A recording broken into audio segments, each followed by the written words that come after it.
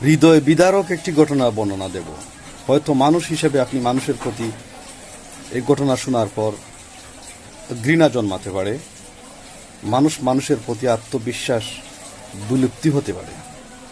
যাই হোক, আমাদের প্রতিবেশী দেশ ভারতে বিহার রাজ্যে একটা বাচ্চার অসুস্থতাকে কেন্দ্র করে ওই বাচ্চাকে যে ট্রিটমেন্ট দিয়েছিল তাকে কবিরাজ বলে। হ্যাঁ, কবিরাজ। সে ওই বাচ্চাটিকে সুস্থ করতে পারেনি তার মন্ত্র বলে বা চিকিৎসা বলে।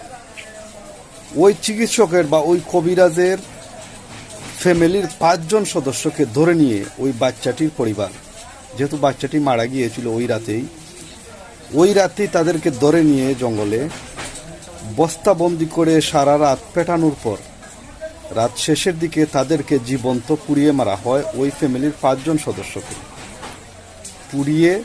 জীবন্ত পুড়িয়ে তাদেরকে আবার ওই নদীতে ফেলা হয়। লোমহর্ষক এমন ঘটনা সত্যি আচানক, অনাকাঙ্ক্ষিত। ভারতে মানুষত্ববোধ হয়তো কতটা উপস্থিত আপনারাই বিচার বিবেচনা করবেন।